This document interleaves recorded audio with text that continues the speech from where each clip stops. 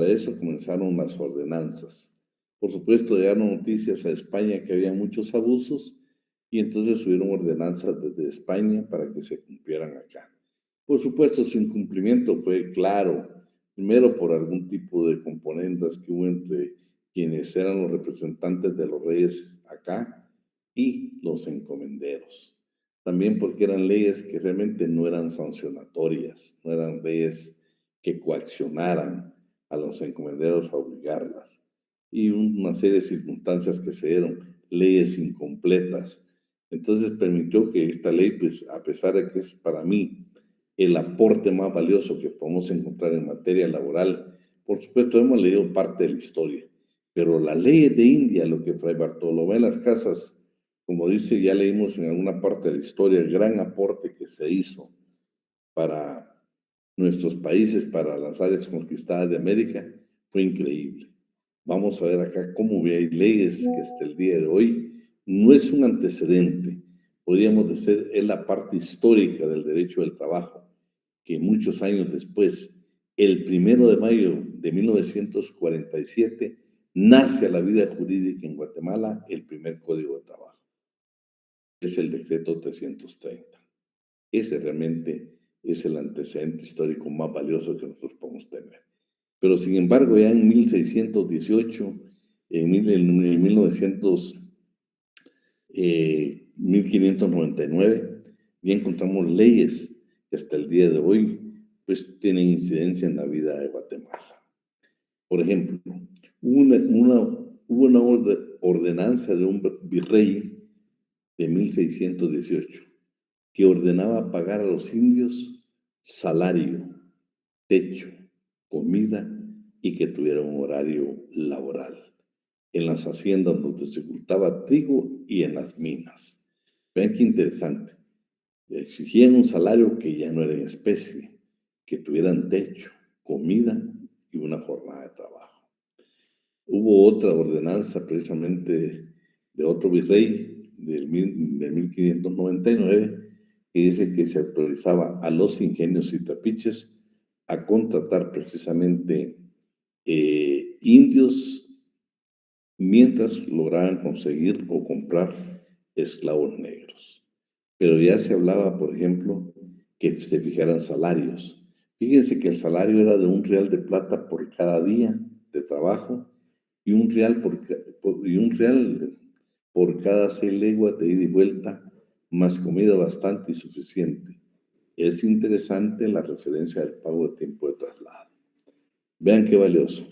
Pero para que veamos viendo nosotros de que a pesar de que no es que haya sido tomada esa norma para tener nosotros nuestro código de trabajo, veamos, alguien tiene su código de trabajo, leamos todo el artículo 33 y lo vamos a ver despacio para que veamos qué importante es para la vida y el desconocimiento muchas veces nosotros tenemos. Alguien que tenga a la mano el código de trabajo, que me lee el artículo 33, despacio. Por favor, Pamela. Buenas noches, licenciado. Buenas noches. Artículo 33.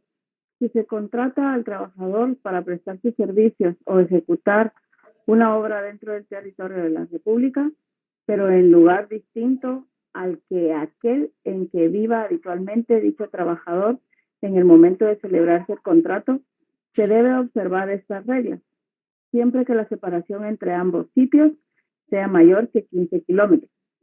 Pamela, solo quiero que te detengas ahí. El artículo está indicando, del lugar donde usted vive a donde va a ejecutar su trabajo, si hay más de 15 kilómetros, tiene que cumplir con las obligaciones que Pamela le va a lectura ahorita. Si el lugar donde usted vive y el lugar de trabajo hay más de 15 kilómetros, todo patrono está obligado a lo siguiente. Por favor, Pamela. Muy bien, licenciado. Inciso A. Cuando el trabajador se vea compelido a hacer viajes diarios de ida y regreso, el patrono debe pagarle a aquel los pasajes o los gastos razonables que eso le demanda. Y B. Cuando el trabajador se vea compelido a vivir en el sitio donde van a realizarse los trabajos, el patrono únicamente debe pagarle los gastos razonables de ida y de regreso antes y después de la vigencia del contrato. Si el trabajo dura 60 días o menos, los expresados gastos se pagarán solo al trabajador. Pero si el contrato es de mayor duración y la esposa o concubina y familiares que vivan y dependan económicamente de él se ven compelidos a vivir en el lugar donde van a realizarse los trabajos o en las inmediaciones de este, el trabajador tiene derecho a que se le paguen también los gastos razonables de transportes de dichas personas, incluyendo alimentación, hospedaje para todos durante el viaje. En los casos que contempla este inciso, la relación de trabajo debe entenderse iniciada desde que comienza el viaje de ida. Es interesante el último párrafo. Quiero que ese artículo les quede bien clarito para la vida, para el ejercicio de la profesión, para lo que viene y falta de la carrera. Vean qué interesante. Concretamente en la sección anterior, o la de la tarde, estamos tocando el tema y viene una alumna y nos comenta lo siguiente, un hecho real, un hecho que podemos verificarlo. Nos comentaba ella que dice que ella fue, le puedo decir con nombres, ella nos contó que fue a solicitar trabajo al IRTA de Petapa, ahí donde muchos hemos ido o han ido. Y resulta que al final, estamos en el artículo 33, por favor. 33, ahí está Jennifer, ahí lo escribió. Bueno, les comentaba que esta compañera, que es compañera de ustedes del 5º semestre, indicaba que fue a pedir trabajo al IRTA de la avenida Petapa, pero ella vive en Misco. Y no cumplió todos los requisitos y en la entrevista, quien la entrevistó, que fue una mujer, dice que le dijo, fíjese que pues usted tiene el perfil para la plaza, pero no se la podemos dar por impedimento legal. Yo dije, ¿qué impedimento legal tengo? Porque, o sea, no entiendo por qué me han... Entonces vino ella y con mucho respeto le dijo, disculpe, ¿cuál es el impedimento legal que yo tengo para que no me den la plaza aquí en el IRTA? Porque usted vive en Misco y el impedimento está en el artículo 33 del Código de Trabajo. Le estoy hablando que el IRTA en sus recursos humanos tiene pero muy bien claro el artículo 33. Cuando usted vaya de vacaciones al IRTA de Retauleo, si quiere se toma un poquito de tiempo de relaciones humanas, de platicar con los empleados, pregúntenle dónde vive y todos son del sector. ¿Por qué? Porque el IRTA tiene bien claro el artículo 33. Vean lo que dice el último párrafo. ¿Cuándo se considera iniciar la relación laboral? Cuando comienza el viaje. Entonces significa que si usted vive en de 15 kilómetros, su jornada de trabajo comienza a partir de abordar el bus, de abordar su medio de transporte. Y va a concluir cuando usted regrese a su casa. Por eso es un impedimento legal que el IRTA, por eso no le dio trabajo a la compañera. Entonces, ese artículo quiero que lo tenga bien preciso. Yo no quiero que usted discuta con alguien, sino que cuando le pidan su opinión usted lo dé y dé la base legal. Yo le garantizo que yo le puedo contradecir a usted, decir, no, disculpe Pamela, eso no es así, Pamela. ¿Quién le dijo semejante locura, Pamela? Y Pamela, con un buen criterio, le dice, no discutamos. Veamos qué dice el artículo 33 del Código de Trabajo. Por más que le busquen interpretación, que le den vuelta, que lo pongan al revés, que lo levanten, que lo bajen, que lo tiren, es bien clarito el artículo. Y por más que yo quiera decir, Pamela, es una interpretación mala, no, es clarita, muy clarita la interpretación. Entonces, porque estamos hablando aquí que precisamente en el tiempo de las encomiendas ya se hablaba precisamente de pagar esa parte del traslado e indicar cuándo comenzaba la jornada de trabajo. Bueno, luego tenemos otra de ustedes. Por ejemplo, tenemos en 1593, donde dice a todos los obreros deben de trabajar 8 horas. Estamos hablando de la ley de Indias de 1593. ya se regulaba, ya había una ordenanza en las Américas, en los países conquistados, en la región conquistada, donde los encomenderos debían de respetar 8 horas para los obreros. 1593. Lo que está diciendo aquí, claro, lo dice con palabras de la época. Dice, ordena que los días sábados por la tarde se alce de obra 1 hora antes para que se paguen los jornales. Lo que está indicando aquí en pocas palabras es, señores, el día sábado que usted trabaja únicamente 4 horas, dentro de esas 4 horas le deben de pagar su salario. Pero antes la costumbre que usted terminaba y se quedaba esperando que le pagaran el salario. No, ahora también la legislación nuestra lo dice y imagínense, estamos hablando de una ley de 1593 que precisamente regulaba este aspecto. Entonces, miren qué interesante, estamos hablando de la ley de Indias, 1576. Se ordena a los caciques que paguen a sus indios delante de un intermedio, de un doctrinero, para que no falte nada y que no se preste al engaño al fraude. Que ya se pagó, no.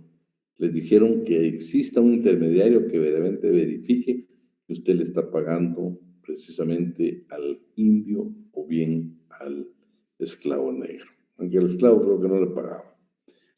La obligación de pagar en efectivo aparece en 1609, que declara que el periodo, fíjense qué interesante, porque está hablando palabras de ese entonces, dice, declara perdido, o sea, usted tiene perdido el salario pagado en vino, chicha, miel o hierba de Paraguay, incurriendo además el español que así lo decide en multa, por ser una voluntad real que la certificación del pago sea en dinero. ¿Qué es lo interesante de esto?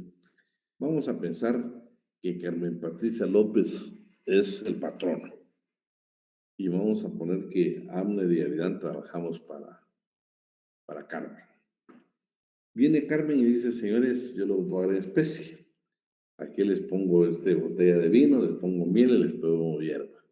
Lo que dice esa ordenanza es de que todo eso prácticamente Carmen lo perdió, se tiene por no pagado, porque esta ordenanza decía que nos debía de pagar con dinero. Y aparte de eso, por ser una orden real y no cumplirla, te imponían una multa. Luego, protección contra lugares insalubres y peligrosos.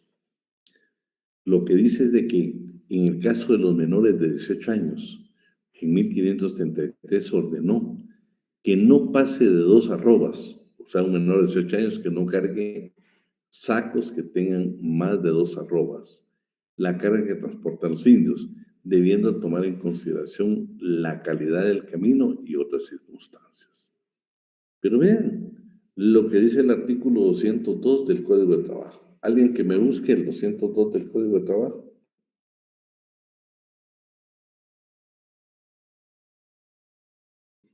Sí, licenciado. Dime. Artículo 202. El peso de los sacos que contengan cualquier clase de productos o mercaderías destinados a ser transportados o cargados por una sola persona se determinará en el reglamento respectivo, tomando en cuenta factores tales como la edad, sexo y condiciones físicas del trabajador. Bueno, si se dan cuenta, entonces sí está regulado el peso que debe cargar, debe haber un reglamento. Yo no sé quiénes viven por la zona 6, enfrente de lo que es la parroquia, o sea, la iglesia de la parroquia, hay un parquecito, no sé si todavía.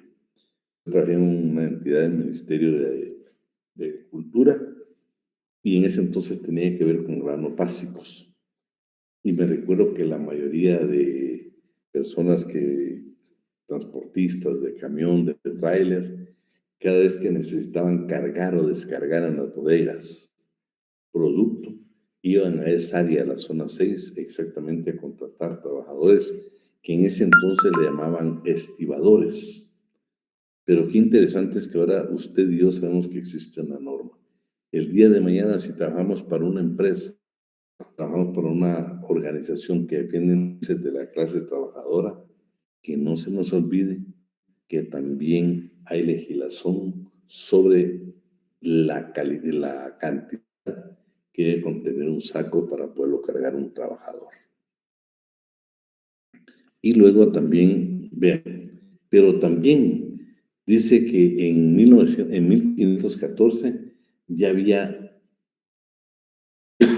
un principio de la verdad sabida que protegía a la clase trabajadora. Lo importante de esto es de que era un principio y se llamaba procesal y se llamaba de verdad sabida. Pero veamos qué dice nuestra ley al respecto. Y para eso le voy a pedir que se vaya a la Constitución Política de la República de Guatemala y alguien que me lea el artículo 106. Y la última parte me la lee despacio con voz sonora para que nos quede claro el principio indubio pro operario. Por favor, alguien que tenga la Constitución. Si gusta, yo se la leo, Lick. Por favor, Oscar. Artículo 106. Irrenunciabilidad de los derechos laborales. Los derechos consignados en esta sección son irrenunciables para los trabajadores, susceptibles de ser superados a través de la contratación individual o colectiva, y en la forma que fija la ley. Para este fin, el Estado fomentará y protegerá la negociación colectiva. Serán nulas ipso iure y no obligarán a los trabajadores, aunque se exprese en un contrato colectivo o individual de trabajo, en un convenio o otro documento, las estipulaciones que impliquen renuncia, disminución, transcripción o limitación de los derechos reconocidos a favor de los trabajadores en la Constitución, en la ley, en los tratados internacionales ratificados por Guatemala, en los reglamentos u otras disposiciones relativas al trabajo. En caso de duda... Oscar, eso creo que me lo lea más fuerte. Vean lo que dice esto. Este es el principio indubio pro operario. Por favor, Oscar, ese párrafo. En caso de duda sobre la interpretación o alcance de las disposiciones legales, reglamentarias o contractuales en materia laboral, se interpretarán en el sentido más favorable para los trabajadores. Por favor, todo el mundo me subraya que este es el indubio pro operario. Indubio pro operario. Bueno, aquí, ¿me querías consultar algo? No. Indubio pro operario, está bien que... Va otra pregunta. Si hubiera una disposición constitucional y hubiera una en el Código de Trabajo que es una ley ordinaria, ¿cuál aplicaría usted? Escriban o contesten si quieren. La constitucional. Bueno, constitucional. ¿Quién más dice? La que favorezca al empleado o licenciado independientemente si el Código de Trabajo dice algo que no está en la Constitución, pero beneficia al trabajador, se toma el Código de Trabajo. Muy bien. ¿Alguien más? Lo que favorezca. Bueno, lo vamos a ver. Claro, el indubio pro operario, aquí se perdió la pirámide de Kelsen. Aquí la jerarquía que ustedes han venido viendo en materia laboral se pierde. Aquí es todo lo que favorezca al trabajador, inclusive que sea una disposición. Y lo ven clarito. Vamos a ver, solo voy a preguntarle a alguien ahí, solo dígame sí o no, si alguien de ustedes trabaja en una entidad donde exista pacto colectivo. Sí, licenciado. Andrea, ¿qué logros han tenido ese pacto colectivo, por ejemplo, con las vacaciones? Por el tiempo de laborar, digamos, de antigüedad, se fueron dando de 5 años, 2 días más, 10 años, 3 días más, y más de 20 años, 5 días más. Fíjense, pues. Vean lo que está diciendo Andrea. Andrea dice de que su pacto colectivo de condiciones de trabajo, que no estamos hablando del código, estamos hablando de un pacto colectivo, un convenio colectivo también puede darse, pero este pacto colectivo donde trabaja Andrea mejoró las vacaciones, mejoró el porcentaje, por ejemplo, que dice la ley del servicio civil, que recuerdo que estamos hablando de 20 días, ¿va, Andrea? Lo que normalmente le dan a los trabajadores del Estado son 20 días. Pero ya Andrea dice, si tengo 5 años de trabajo, me va a dar 2 días, son 22 días. Entonces ya superó lo que dice. Entonces, ¿cuál van a aplicar donde trabaja Andrea? El pacto colectivo. Imagínense, ni el Código de Trabajo, el pacto colectivo. Ni siquiera la ley de servicio civil, el pacto colectivo. ¿Por qué? Porque favorece más a la clase trabajadora. Pero quiero que leamos, para que la veamos en claro y preciso, y como quiero que usted siempre tenga la base legal, quiero que alguien me lea el artículo 102, inciso I de la Constitución Política de la República de Guatemala. Y otro alumno que me lea el artículo 130 del Código de Trabajo. Si desea, se lo puedo leer yo, licenciado. Por favor. Artículo 102, literal I. Dime unos segundos, perdone. Se me trabó la compu. Aquí está. Derecho del trabajador a 15 días hábiles de vacaciones anuales pagadas después de cada año de servicios continuos, a excepción de los trabajadores de empresas agropecuarias. Despacio, Adli. Ok. A excepción de los trabajadores. De los trabajadores de empresas agropecuarias. ¿Prosigo? Sí, por favor. Quienes tendrán derecho de 10 días hábiles, las vacaciones deberán ser efectivas y no podrá el empleador compensar este derecho en forma distinta, salvo cuando ya... Pécate. Ok. Hazle una lectura y dice claritamente, para el trabajador de empresas agrícolas, para el trabajador de empresas agroindustriales, del agro, para el trabajador campesino, siempre habíamos dicho que eran 10 días. Veamos hoy que es el 130 del Código de Trabajo.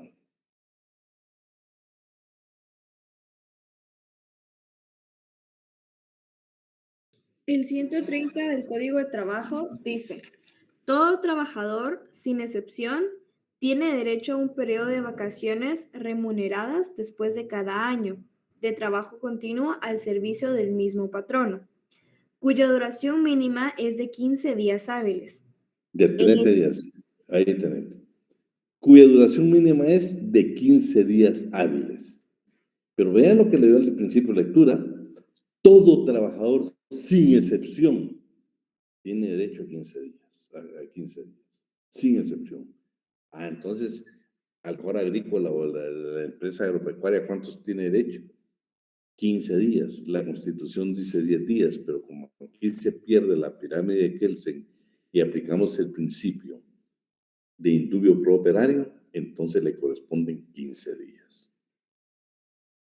Vamos a ver qué es lo que me estoy aquí, compañero. Vamos a ver qué dice. Pero en algunos lugares varía la cantidad de días. ¿En qué se basa?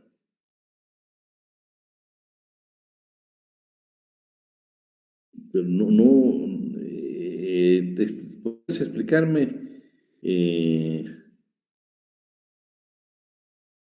Edilson o Anthony? Sí, discúlpele que le interrumpa. Lo que pasa es que en algunas empresas yo me he enterado que dan 20 días o como usted lo acaba de decir, 15, ¿verdad? ¿En qué se basan? Porque en algunos varía algunos días, ¿verdad? Porque hay una disposición, fíjate que cuando se mejora no hay ningún problema, ¿ves? Por ejemplo, viste que Andrea nos dijo, la ley de servicio civil dice que Andrea como trabajadora del Estado tiene derecho a 20 días, pero el pacto colectivo dice que si Andrea ya tiene más de 5 años de trabajar en esa entidad, tiene derecho a 22 días. ¿Cuál es su base legal? El pacto colectivo. Entonces, también no puede haber pacto, puede haber un convenio, fíjate, vos puedes estar el reglamento interior de trabajo. Lo que sí te digo es que sí tienen que tener una base para poder otorgar esos días, pero nunca van a ser menores de 15 días. Una pregunta que nosotros la vivimos diario. Pregunta. La señorita que trabaja con usted y trabaja conmigo en casa particular, el trabajo de casa particular, el trabajo doméstico, que nosotros le llamamos, ¿a cuántos días tiene derecho? A 15 días. ¿A 15 días? A 15 días. A 15 días, Lick. Bueno, ¿estamos de acuerdo todos? Una pregunta, pero tiene que haber un contrato de por medio para que sea aplicable los 15 días. Bueno, acuérdate que miremos, pues, ya que dijiste eso, pero el tiempo, pero vamos a tomar un poquito de tiempo, que esto es interesante. Fíjate, Esther, lo que me dijiste. Si hay contrato de trabajo, aunque no hubiera, Esther. Mira, Esther, ¿tenés tu código por ahí o alguien más que tenga el código? Quiero que busquemos el artículo 30 del Código de Trabajo.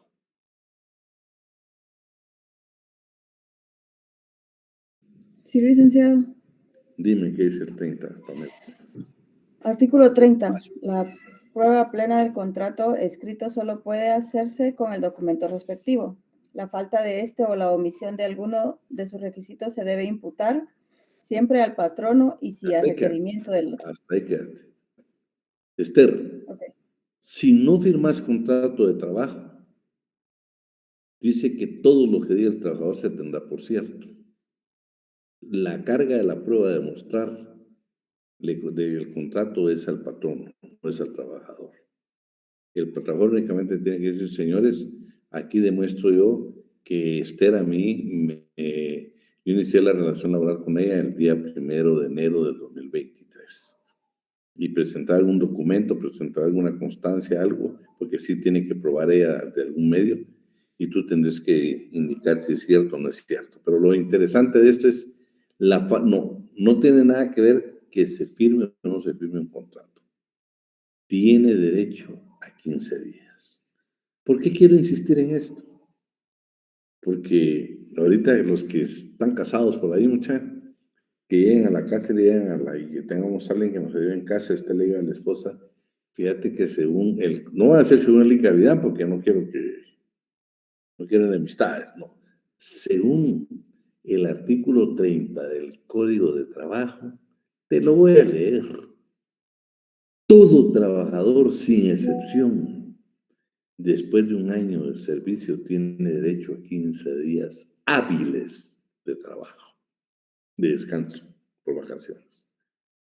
Ay, ahí va a estar lo complicado.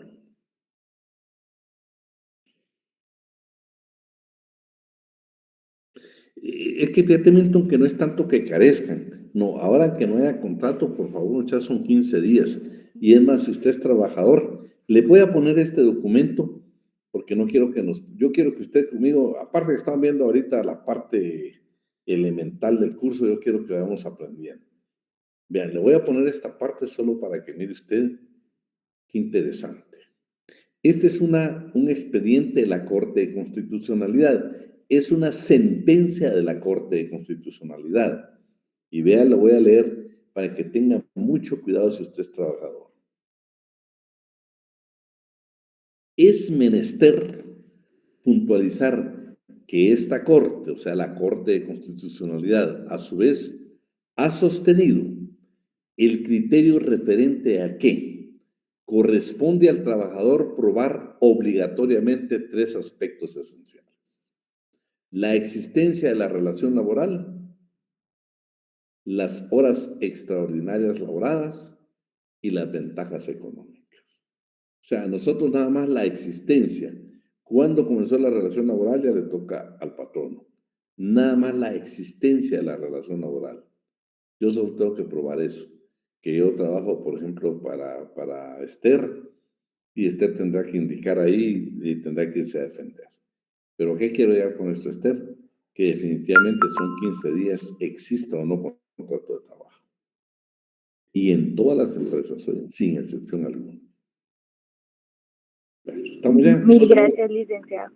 Vamos a comenzar a cumplir nosotros en casa, ¿sí? Está complicado, ¿no? Pero bueno, eso dice la ley. Bueno, vamos a continuar. Entonces, Veamos esto, entonces, ya estamos con el principio este. Ahora, esto sí quisiera que leéramos. Alguien que me lea donde dice la bondad de las leyes y después la otra parte que está sobresaltada, que dice cumplidas o no. Por favor. Yo, La licenciada. bondad de las Licenciada. leyes. Sí, la bondad de las leyes que hoy veríamos relativa tropezó con el problema de incumplimiento en las ocasiones por ser la ley incompleta y no establecer sanciones, en otra por la falta de instrumentos para hacerlas efectivas y otras cabe suponer que más frecuentes por el contubernio entre autoridades y encomenderos que se apoyaba. Además, en las enormes distancias entre el rey que ordenaba y el virrey que les debía cumplir. ¿Sigo, licenciado, en la parte de abajo? Sí, dice. Cumplidas o no, las leyes de Indias tienen a menos la gracia de ser un catálogo razonable de condiciones de trabajo, y si no por una primera visión del derecho de trabajo, por la falta de instrumentos para hacerlas efectivas, pese a las importantes multas que en las leyes se anunciaban para los infractores, al menos inician un camino de justicia social, aunque no haya faltado quien a ese mismo propósito señalara que eran actos de gracia y no de justicia. Bueno, imagínate, bueno, ahí estamos bien claritos con esta conclusión. Fin del sistema gremial. Este se lo voy a resumir nada más. Usted lo va a leer en su casa. Estamos todavía con el sistema feudal. Acuérdense que las corporaciones de oficios o corporaciones de artesanos tienen sus orígenes en los colegios romanos. Los colegios romanos, después aparecen las guildas germánicas y por último las corporaciones de oficio o las corporaciones de artesanos que son parte del sistema gremial. Por supuesto, cuando aparece la revolución industrial, cuando aparece la fábrica, el sistema gremial se resiste y dice, mi sistema no me lo pueden abolir.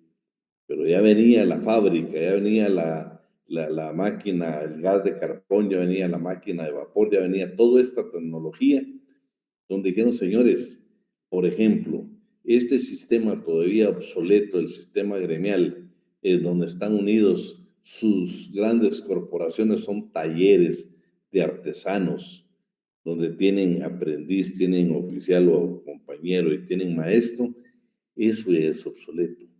Venimos hoy con la tecnología, venimos hoy con la revolución industrial.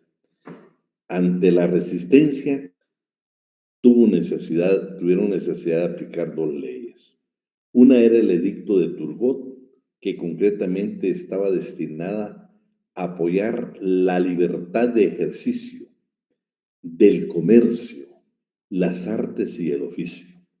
Cada quien que eligiera dónde trabajar. Usted no tenía por qué incorporarse a las corporaciones de artesanos. Usted era libre, podría trabajar a una fábrica que estaban apareciendo por la revolución industrial. Pero sin embargo no fue suficiente. El sistema feudal, las corporaciones seguían insistiendo, comenzaron a quemar toda maquinaria que podía llegar a las fábricas. Entonces hubo necesidad de regular en un código penal de Francia, regularon que el quemar maquinaria era penado con la pena de muerte. El derecho de coalición, de que los trabajadores se coaligaran, eso fue posterior, pero ahorita quedémonos con la quema de las máquinas que eran las fábricas. Todos esos que integraban las corporaciones y hacían eso, llegaron a pagar con su vida haber hecho un desastre como quemar una máquina. Pero la ley de Chapelier, bueno, dijeron, señores, el sistema todavía no quiere darse por vencido. Entonces necesitamos una ley y esa ley fue clara y precisa, 1791. Se prohíbe las corporaciones de oficio, las prohibió, las disolvió, ya no más en la historia las corporaciones de oficio. La última organización de trabajadores, o sea, de artesanos del sistema feudal. Sí, Ashley, sí, sí va a ser enviado. Ahora quiero que me lea nada más, sale esta última parte. En su final. En su final, después de una vida tan prolongada, el sistema gremial se vio en medio de dos fuegos, el de la revolución tecnológica y el de la revolución política. Pero seguramente la primera fue de mucha mayor influencia en el resultado. Lo que sigue después no ha sido precisamente mejor. O sea, fue la tecnología, la revolución tecnológica, la que definitivamente concluyó con las corporaciones de oficios y con la última etapa del sistema feudal. Bueno, ya estamos entonces en la era de la revolución industrial, ya estamos con la fábrica, ya estamos precisamente con toda esa tecnología. Entonces comienzan a haber excesivas horas de trabajo, extensas jornadas de trabajo infantil y trabajo de mujeres. Hubo necesidad de coaligarse, de agruparse. Entonces salieron leyes en el Código Penal, precisamente delitos como el delito de coalición.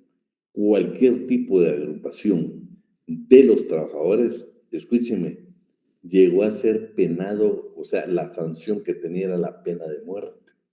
Imagínense, no permitían de que el trabajador pudiera unificar. Estamos hablando de la fábrica, ya desaparecimos todos los sistemas. Entonces, ¿por qué? Porque quienes eran los medios de producción en lo que era San Patrono ya se dieron cuenta que explotar al hombre por el hombre era la mejor solución de hacer cualquier fortuna. Entonces, ¿qué es lo que sucedió primero? Bueno, era tanta la represión que comenzaron a aparecer entonces líderes. Ya comenzaron a haber hombres que dijeron, señores, ya pensadores que dijeron, tenemos que hacer algo para detener esta explotación sin misericordia de la clase trabajadora. Aparece el primero, que es la conspiración de los iguales. La conspiración de los iguales precisamente es un francés, su inspirador, y ellos lo que dijeron es, señores de la fábrica, dueños de las empresas, señores trabajadores, ¿por qué no tratamos nosotros de buscar algo sublime, algo más equitativo, el bien común o una comunidad de bienes? Lo que terminó este movimiento, la conspiración de los iguales, que todos fuéramos iguales, fue de que su inspirador, este hombre pensador, terminó precisamente en la guillotina y ahí encontró la muerte. No funcionó para un sistema de una revolución industrial donde el trabajo era explotado sin misericordia, donde mujeres y niños no tenían ni siquiera la más mínima consideración. Comenzaron a salir estos pensadores y el primero fue decapitado y su proyecto terminó. Bueno, aquí dice, la burguesía que tenía conciencia del origen de su poder, la explotación de los trabajadores, no iba a permitir que desde los inicios se pusieran obstáculos en su camino. Igual que ahora, dice el tratadista.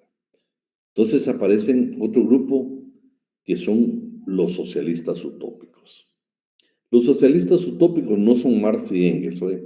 Esos son los del comunismo, lo del socialismo, como usted le quiera llamar, tienen tantas palabras, pero bueno, estos socialistas utópicos eran otros soñadores. Y dicen, señores, busquemos la bondad humana. Ustedes ya parecían aquel presidente guatemalteco, usted patrono, dele derechos a la clase trabajadora, comparta su ganancia con la clase trabajadora. Usted, trabajador, dé lo máximo para que esa empresa produzca. Busquemos la bondad. Como trabajador, sea bondadoso con su patrono. Patrono, sea bondadoso con su trabajador. Y entonces vino Marx y Engels y dicen, señores, ustedes son soñadores. Esto no va a cambiar. Por eso ellos presentan y dicen, no vámonos al verdadero socialismo, al materialismo dialéctico. Muy bien, Nelson, bien te acordado, ¿ah? Bueno, vienen ellos y dicen, no, señores, Aquí lo que cabe, lo único que cabe en esta estructura de explotación es que la clase trabajadora, el proletariado, al poder. Derrotar el sistema, que no existan burgueses, sino el proletariado al poder. Usted tendrá su propia idea, su propia criterio, únicamente estoy narrando lo que dice la historia, que por cierto tampoco fue veraz, porque ustedes ven que los países socialistas o comunistas, como algunos le llaman, pues también han sido un fracaso en el mundo, han sido un total fracaso en el mundo. Porque yo siempre he considerado que el problema no son los sistemas, el problema son las personas quienes al final se aprovechan del sistema. Entonces, Marx y Engels proponen, no señores, esto debe ser una revolución. Y la revolución debe ser destruir los medios de producción, o sea, cambiar burgueses por proletariado al poder. Sin embargo, hubieron tantos movimientos que se dieron que en Inglaterra aparecen los sindicatos ya con tantas dificultades y derrotados y dicen, señores, vamos a tener que buscar otra forma de pensar para que nos escuchen, para que vean que es imposible lo que ya está sucediendo en las fábricas con la tecnología, con el auge de toda la industrialización. Y dice que estos sindicatos tomaron una decisión. Vamos a escribirle cartas del pueblo al Parlamento inglés. ¿Y qué vamos a buscar? Una reforma política, electoral y social. ¿Qué es lo que tienen estas cartas? Estas cartas del pueblo para el Parlamento iban dirigidas concretamente a pedir reivindicaciones de carácter social, pero la más importante fue las cartas que ellos le enviaban diciendo, señores del Parlamento británico, nosotros los sindicatos, en nombre del pueblo les pedimos que se dé el sufragio universal. O sea, que toda persona a los 18 años, por ejemplo en Guatemala, ustedes, que todo el mundo tengamos derecho a elegir y ser electos. Porque en ese entonces en Inglaterra únicamente podían votar los que demostraran que eran dueños de fábricas o de algún establecimiento. De lo contrario, usted no tenía derecho a voto. Entonces sucedió que estas cartas duraron 10 años, ellos enviando esas cartas, al fin accedieron y llegaron al sufragio universal. Con eso permitió que muchos trabajadores de Inglaterra, miembros de los sindicatos, llegaran al Parlamento británico y desde ahí lograron muchas mejoras para la clase trabajadora. Es más, este movimiento de los sindicatos, estas cartas del pueblo, este cartismo inglés, como le llaman algunos, es el inicio del Partido Laborista en Inglaterra, que ha gobernado por muchos años Inglaterra. Imagínense qué poder tuvo ese movimiento de los sindicatos en Inglaterra. Luego también en la Comuna de París. ¿Qué pasó con la Comuna de París?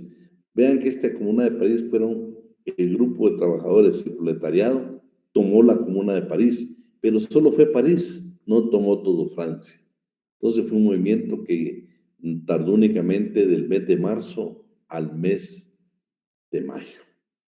Un movimiento sumamente corto, la famosa Comuna de París, que los trabajadores tomaron el poder, pero no tardaron ni 2 meses y fueron derrocados y fue una represalia en contra de la clase trabajadora, inclusive destruyeron cualquier tipo de asociación de la clase trabajadora. Pero bueno, la clase trabajadora no se fue por vencido y comienzan a aparecer los congresos internacionales de trabajadores.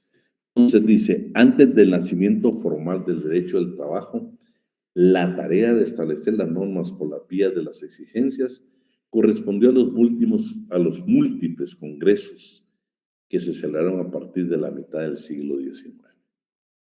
Y aparece exactamente la Asociación Internacional de Trabajadores, que dentro de sus fundadores, quien dio los lineamientos para crearla, fue exactamente Carlos Marx.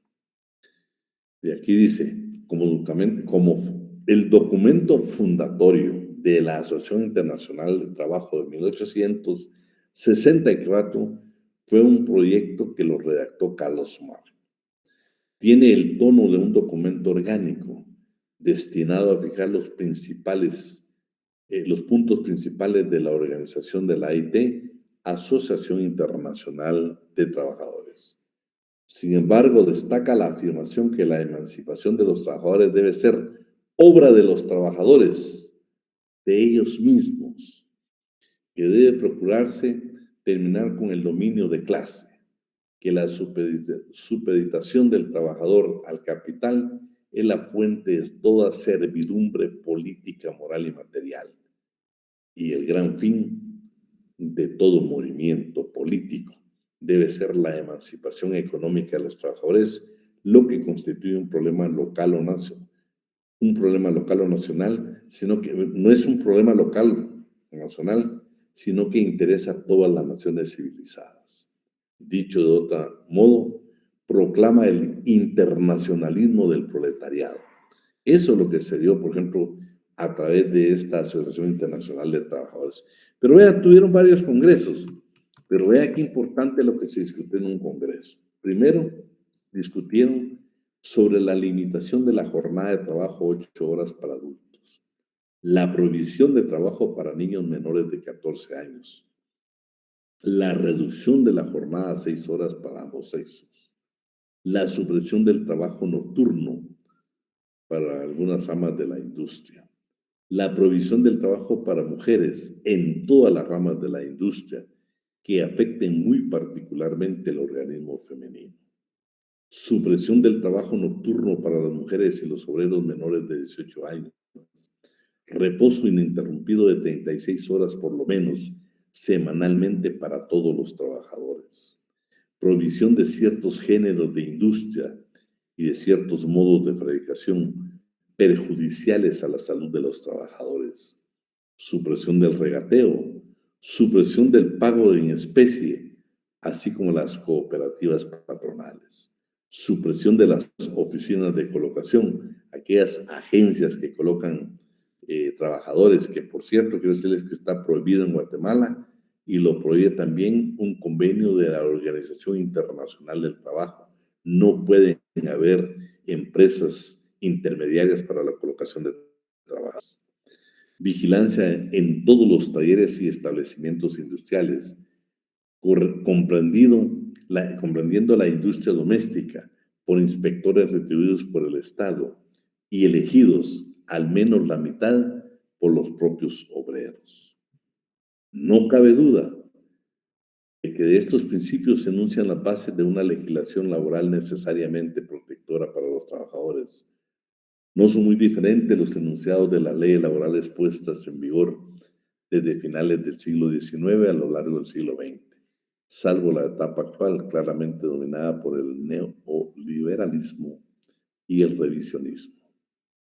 O sea, todos estos congresos fueron los que ya comenzaron a crear, a pensar en la creación, por ejemplo, el Tratado de Versalles y posteriormente el nacimiento de la Asociación Internacional del Trabajo. O sea, ya los trabajadores unidos a nivel internacional provocaban precisamente que se dieran los movimientos que posteriormente se dan. Las primeras normas laborales. Con lo que me decís, en Guatemala están prohibidas las empresas. Fíjate que lo que pasa es que las han cambiado de nombre. No funcionaban como funcionaron hace algún tiempo. Yo todavía recuerdo que cuando era muy joven, a ustedes hace muchos años, vean que cuando uno necesitaba trabajo, me recuerdo que había empresas donde usted iba a dejar su hoja de vida y ahí ellos llamaban a empresa y lo colocaban. Claro, usted les tenía que dar un su porcentaje, ¿va? Porque eso aparentemente es lo que ellos ganaban. Esa intermediación es la que prohibió la Organización Internacional del Trabajo. Esa prohibición está precisamente, está totalmente abolida en Guatemala, ¿oye? En Guatemala tampoco se permite. Por eso ustedes ven en Guatemala que quienes participan están las famosas ferias del empleo, los kioscos del empleo, la bolsa del empleo, pero quien en Guatemala ejecuta esa labor es el Ministerio de Trabajo. No se permite. Claro, están disfrazadas ustedes, por ejemplo, las famosas empresas de reclutamiento. Dime, Andrea. Perdón, Eric, sí, con eso de los outsourcing. Sí. Ellos, o sea, que prácticamente lo que hacen no está permitido. Mira, en concreto te voy a decir qué hacen. Por ejemplo, tú trabajas, no podemos dar nombres por ética. Pensemos en que hay una empresa que produce pizza, ¿verdad? Pero para todo el mundo, internacional, se van para todo el mundo. ¿Qué es lo que sucedió en algunos años? Esta empresa que tenía productos, o tal vez era transnacional, bueno, imaginemos las bebidas, por ejemplo. Fíjate que lo que hicieron por muchos años, algunas ya cambiaron el sistema, era que entonces aperturaban 10, 20 empresas. Entonces resulta, Andrea, que a ti te contrataba la Vanidad Sociedad Anónima. Entonces decías, vos, qué raro, mi contrato dice La Vanidad, yo aquí estoy trabajando en tal empresa, ¿va? Que es un nombre comercial, que hasta lo anuncian en la televisión. Si yo te pregunto, ¿usted dónde trabaja? Ah, yo trabajo con tal producto. Pero cuando me das tu contrato, te contrató tu empresa. Entonces utilizaron ese sistema, que te digo que ha sido desapareciendo. Entonces ellos decían, la empresa matriz crea una empresa pequeña, que eran otros accionistas, y lo que hacía esta empresa matriz es que le decía, te voy a pagar porque me prestes un servicio con tu gente, te voy a pagar 1 millón de quetzales, y con ese 1 millón venía yo que tenía mi empresa y te mandaba a ti a un montón de trabajadores a ejecutar un trabajo de esa empresa. Pero lo que pasa es que la ley poco a poco vinieron algunos defensores de la clase trabajadora y dijeron, señores, cuando demandaban, entonces venías, Andrea, y demandabas a la empresa que te contrató y demandabas a la otra. Fíjate que yo, porque no puedo dar nombres, yo trabajé para una empresa y te voy a decir un caso concreto que yo llevé. Fíjate que esta empresa,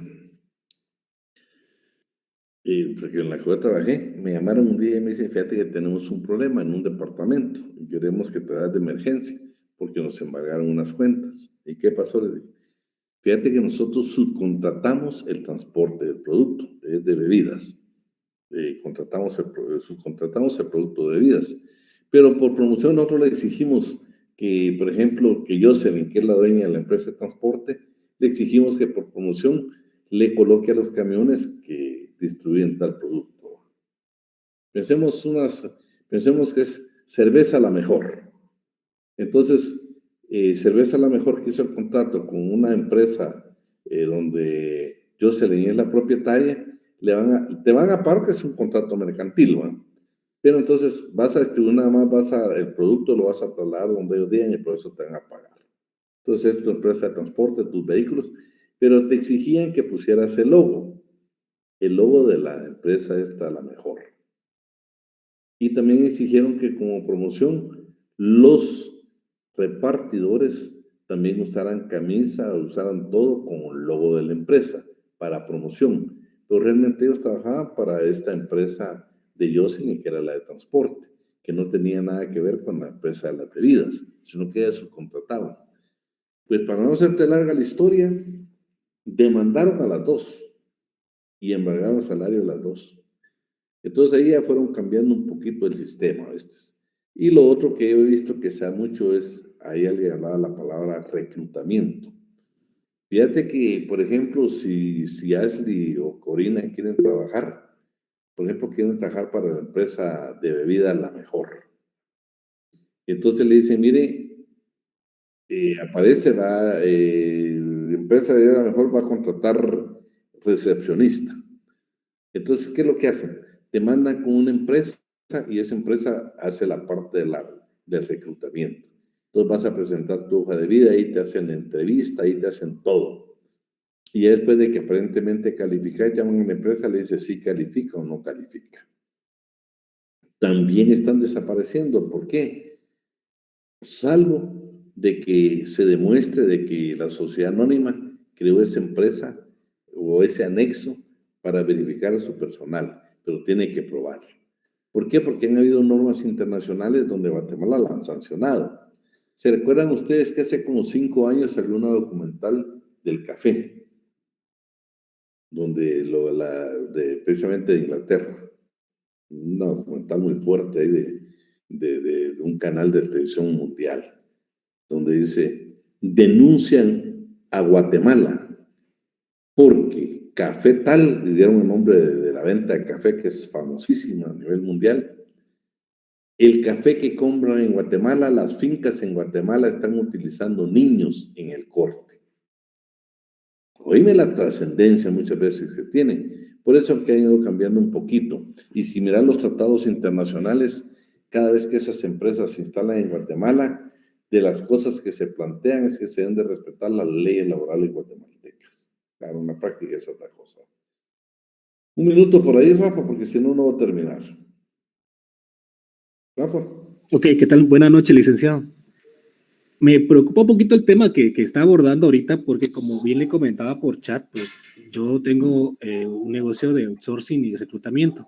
De hecho, pues son dos empresas con marcas diferentes. Más que todo nos dedicamos al outsourcing de servicios en mantenimiento, limpiezas, jardineros, recepcionistas y reclutamiento. Y eso pues no lo veo yo como que genere un delito o que sea impropio a las leyes laborales. Al contrario, pues nos enfocamos y tratamos de cuidarnos bien con todo el tema del derecho laboral, ¿verdad? Para que no incurramos en delitos. Entonces, ahí sí difiere un poquito con usted en el tema de que indica de que está desapareciendo. En el mercado nacional actualmente, pues, es una rama que está creciendo día a día. El outsourcing se está convirtiendo en una forma para algunos empresarios de, pues, tratar de contablemente reducir sus costos administrativos. Y pues el reclutamiento también funciona como parte de aquellas empresas que no tienen un departamento de recursos humanos como tal. Entonces ahí sí considero yo de que pues todo bien elaborado y bien constituido no genera delito ni No. Oíme, Rafa, no está hablando de delito, estoy hablando de infracciones de carácter laboral. Fíjate, pues, yo coincido en muchas cosas con vos. Pero, Rafa, ¿qué tipo de contrato celebras vos con tus trabajadores? Fíjate, pues, agarremos el artículo 33 del Código de Trabajo, ¿sí? Tú tienes tu empresa y yo vengo, te la subcontrato, pero yo vivo en Fraijanes.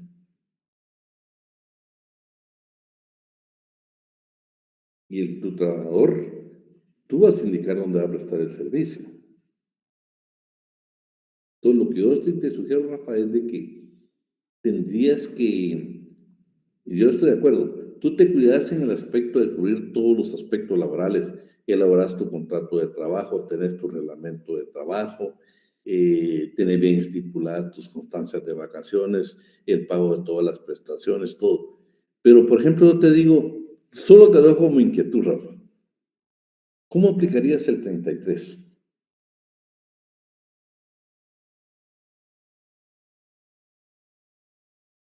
Ahí es donde se nos complica un poquito.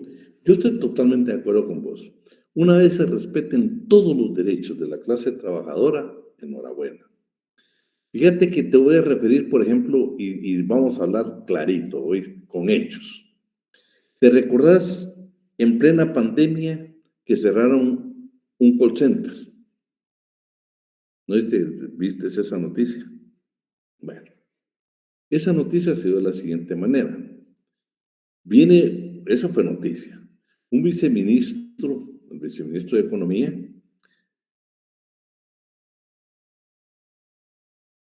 ahí estamos. Es que, Rafa, eso cambia, porque lo que yo te quiero decir a vos es de que, fíjate que tu tipo de empresa tiene que tener tanto asesoramiento legal para que, mira, en el quehacer diario, vos que estás constantemente y especialmente la rama que te estás dedicando, sabes que es de lo que más se da. Pero tengo que terminar de hablar de este caso que está documentado porque fue noticia.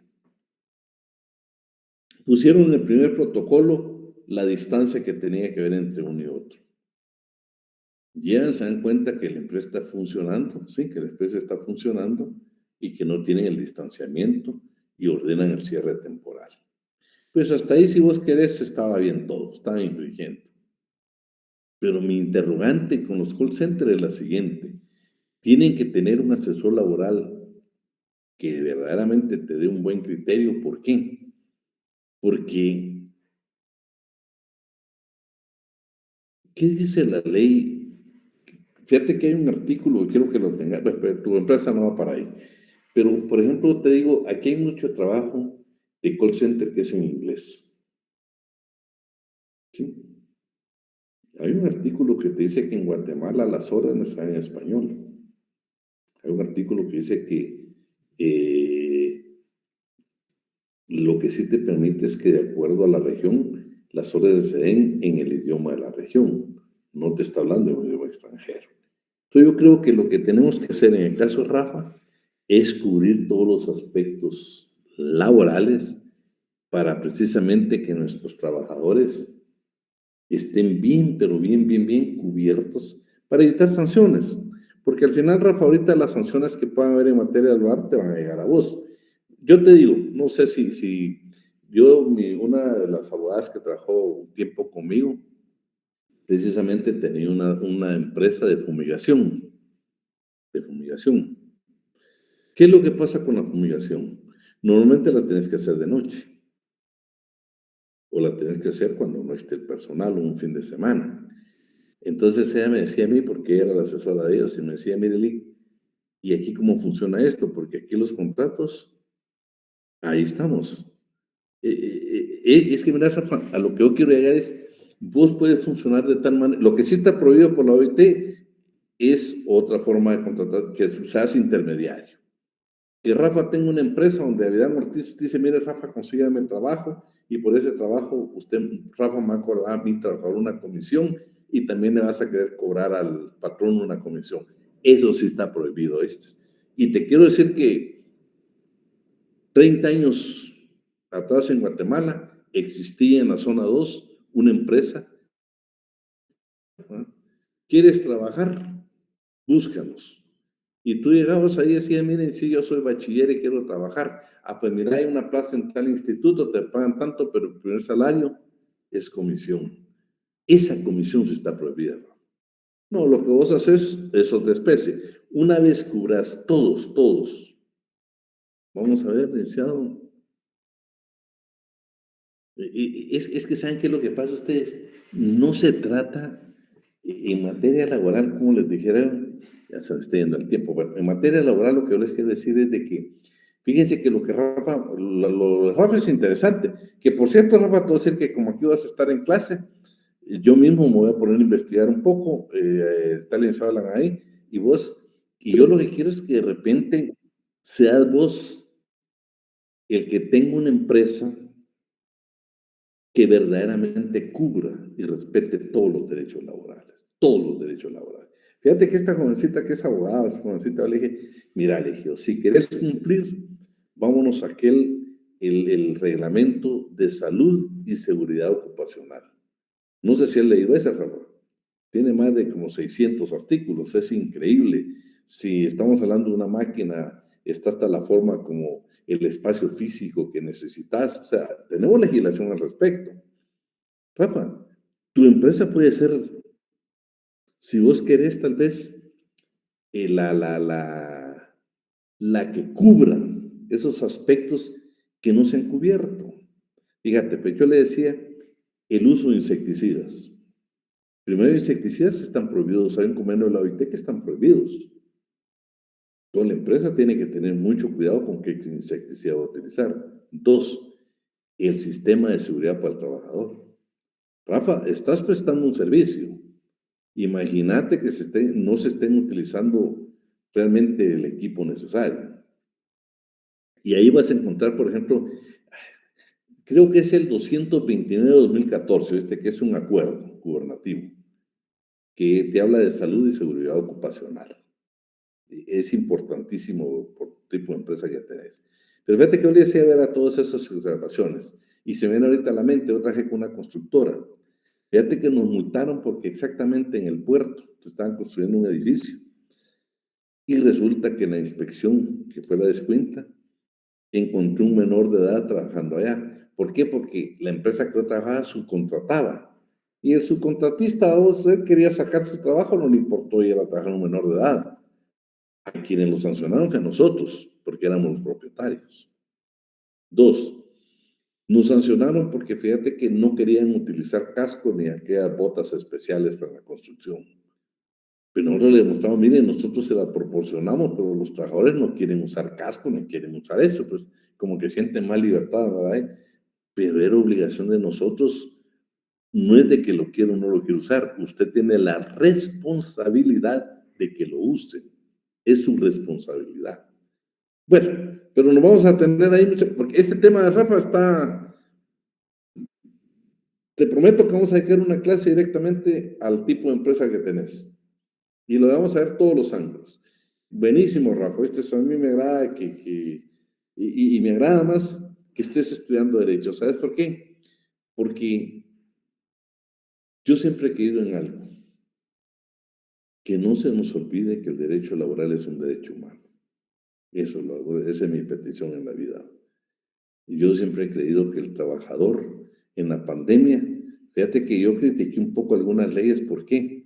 Porque, por ejemplo, para que el trabajador tuviera el beneficio, te das un bono que estaban dando, un bono de empleo que estuvieron dando ahí, que entonces vos como patrono tenías que reportar a tus trabajadores y tenías que tener al día las cuotas del Seguro Social para que ellos tuvieran derecho a ese fondo. Yo lo consideré que no era correcto. ¿Sabes por qué? Porque el patrono tenía que... Imagínate, si vos no tenías al día las cuotas del IX, ¿por qué yo, trabajador, iba a perder mi derecho? Es un derecho para el trabajador. Pero, jóvenes, solo denme 5 minutos, si no, no termino acá. Las normas laborales, si quieren, se las voy a dejar como tareas. En Alemania, ya desde 1880, espérate, pongan. Desde 1880 ya se hablaba del seguro social y de otras leyes más en diferente tiempo. En Brasil, ya desde 1890 se hablaba de la asistencia a la infancia y ya se hablaba de los bancos obreros. En Chile, ya se hablaba que en los códigos civiles estaban los contratos de arrendamiento de prestación de servicio. En Chile ya se hablaba sobre el tema de las habitaciones para los obreros y el descanso dominical. Se hablaba de la famosa ley de sillas, que son especialmente para las empresas que tienen mujeres, sobre accidentes de trabajo. Ya, por ejemplo, en Colombia, ya desde... Ya desde de 1900 a 1915, solo... Isaac Barrondo, se te encendió el micrófono. Isaac. Bueno, ya estamos. En Colombia, si se dieron cuenta, ya desde esa época se hablaba del descanso en días de fiestas religiosas sin remuneración y la jubilación para los magistrados de la Suprema Corte. Ya en Cuba, por ejemplo, antes de la revolución ya se hablaba de la famosa ley Arteaga, que prohibía el pago con vales o con... Y también se hablaba ya de la Secretaría de Trabajo. En República Dominicana ya se hablaba del cierre de los establecimientos comerciales, industriales, fabriles y de oficinas públicas los días domingos y los días de feriado. Pero espérense, si yo les digo, este es hermoso el derecho laboral. En España ya se hablaban desde 1878 leyes sobre el trabajo de menores de 10 años y también la ley de sillas que permite a las mujeres disponer de un asiento. Por ejemplo, ya se hablaba de la jornada máxima de trabajo. En Francia ya se hablaba del trabajo relativo a los niños empleados en la manufactura, fábricas y talleres. En Italia, que tenía varias etapas, ya se hablaba también del derecho de que estaba el contrato de trabajo, era parte del derecho privado. Se hablaba, por ejemplo, en México. En México dice que aparecieron diferentes leyes, inclusive unas leyes que tenían nombres de los comandantes militares, y por ejemplo está la ley de Manuel de Diegues, está la ley del coronel Manuel Pérez Romero, está la ley de trabajo de Cándido Aguilar. Y lo más importante es que México en 1917 en su constitución por primera vez tiene un capítulo social que habla del derecho del trabajo. En Panamá, fíjense que en Panamá lo interesante es que ya desde 1914 se estableció como requisito, especialmente por lo del canal, que el 50% de trabajadores fueran panameños. O sea, las empresas que se instalaran en Panamá el 50% tenía que ser panameños. En Uruguay se habló de la prevención de accidentes, de la jornada, la famosa ley de CIA, que es la obligación que se tiene de tener sillas para las mujeres, hablaban de las acciones por vejez, hablaban de descanso para todos los gremios de accidentes. En Venezuela, fíjense que en un reglamento que se llama Reglamento de Policía está un capítulo dedicado a los jornaleros y los esclavos, sirvientes y jornaleros. El auge del sindicalismo, por supuesto. Bueno, tengo unos minutos. ¿Alguien me lee lo que está en pantalla, por favor? Con gusto, licenciado. Dime. El sindicalismo arraiga en Europa a finales del siglo XIX. El desarrollo de las internacionales obreras, la evidente politización derivada de los acontecimientos popular, la Comuna de París, el auge de la cuestión social desde las múltiples perspectivas de las ideologías encontradas y de manera particular la necesidad creciente de sustituir las viejas mutualidades, disfraz oportuno de los sindicatos frente a la represión por organizaciones más eficaces provoca que derogados los delitos de coalición y de huelga en Francia de 1884 se produzca la marcha ascendiente del sindicalismo. Imagínate, el delito de coalición y el de huelga eran con la pena de muerte, Hemos hablado de la derrota de la Comuna de París, a ustedes que únicamente tardaron meses y luego nuevamente perdieron y fueron derrocados y hubo mucha represalia. Luego, el momento más importante es que en Francia aparece la Confederación General del Trabajo, desde entonces la organización sindical más importante de Francia. Luego aparece, esto sí quiero que lo lean porque se lo voy a preguntar en el examen, ¿no? Son dos instituciones, una de sastres y una del calzado. Vean en ese entonces, 1869, cuántos afiliados tenía cada una de ellas. Por favor, alguien que lo lea. Desde donde dice los caballeros. Sí. Donde inicia, que dice la otra organización gremial. De San Crispín. Ok.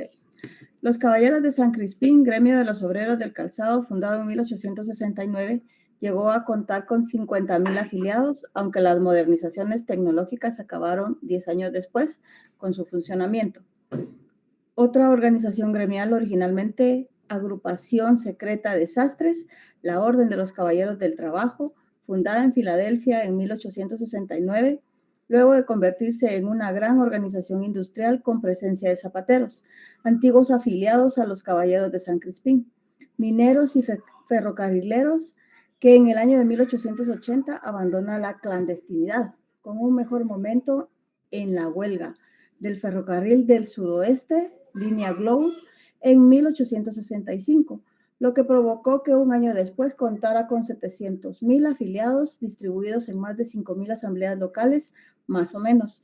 El 10% de la fuerza industrial del país desaparece por desintegración en 1900. Solo imagínate qué cantidad de afiliados tenían estas dos organizaciones, por cierto, eran de obreros, una de calzado y la otra de sastres. Claro, después se incorporaron otras ramas, pero lo importante es que iniciaron con sastres y con obreros del calzado. El constitucionalismo mexicano es lo que yo les indicaba. Aquí lo que parece es que aparece una constitución republicana en 1848 en Francia, que es la que instauró el derecho del trabajo. Pero los tratadistas mexicanos la critican porque dicen que apareció primero como un principio económico, no como un derecho social, y que fue utópico porque nunca reguló relaciones obrero-patronales. Por eso ellos consideran que México es la primera en el mundo, porque exactamente vean lo que reguló. Carranza, que era el presidente, que era quien dirigía México en ese entonces, vean qué interesante, porque hasta me parece que lo hizo algo muy sabio. No puede olvidarse que Carranza, un burgués evidente, antiobrerista natural, había puesto en vigor el 1 de agosto de 1916 un decreto, escuchen, que establecía la pena de muerte contra los huelguistas. Un año después firma la Constitución y le da derechos a los huelguistas. Pero vean qué interesante. Por eso casi con forma de poema dice, con la misma pluma chata que firmó ese decreto, que era la pena de muerte para los realistas, había firmado el Plan de Guadalupe y con igual frescura la promulgación de la Constitución 1917, que elevaba el derecho de huelga a la suprema condición normativa. Pero el precio era barato. En el país, en México, en 1917, no había prácticamente trabajadores, solamente campesinos. Entonces creó una ley que jamás iba a ponerse en vigencia, porque en ese entonces en México eran reconocidos el campesino, pero no el obrero o el trabajador. Acuérdense que eran épocas de represión. Y vean lo que dice el artículo 123. Habló de jornada de trabajo, el derecho a la protección a la mujer embarazada, el salario mínimo, igual salario, igual trabajo, normas protectoras de salario. Habló tantos aspectos en materia laboral y el capítulo era un capítulo social. Realmente sí regulaba las condiciones obrero-patronal. El problema es de que realmente él consideró que nunca se iba a aplicar porque en México solo se tenía como clase a los campesinos, no al trabajador o a los obreros. Hasta ahí hasta ahí nos vamos a quedar. Bueno, yo creo que tenemos unos minutitos ahí. Bueno, solo vamos a ver varias cosas. Una es que me interesa que leamos así brevemente 2 artículos, ¿sí? Yo quisiera que, por lo que estamos aquí analizando, quisiera que nos fuéramos al artículo, déjame ver, el artículo número 9. ¿Quién me lee el 9? Artículo 9. Se prohíbe el uso de idiomas extranjeros en las órdenes, instrucciones, avisos o disposiciones que se den a los trabajadores. Los cargos de quienes vigilen en forma inmediata la ejecución de las labores deben ser desempeñados por personas que hablen el idioma español. Pero si el trabajo se realiza en una región donde esté extendido el uso de entre los trabajadores de algún dialecto indígena, dichas personas deben hablar también ese dialecto. Bueno, si te es por lo que estamos hablando, ¿va? Claro, alguien me escribió por acá que, por ejemplo, los call centers puede ser que sean convenios internacionales, puede ser, pero había que ver el convenio, De lo contrario, yo siento que en lo personal habrán cosas que no están legisladas en Guatemala, pero que es necesario que se legislen. Por ejemplo, hablando de todo en materia laboral, si usted le preguntara, ¿existe en Guatemala el teletrabajo, sí o no? ¿Qué dice usted?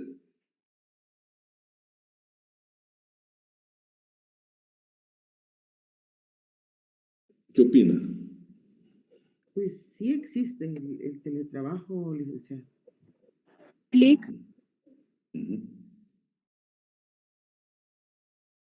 Cuénteme.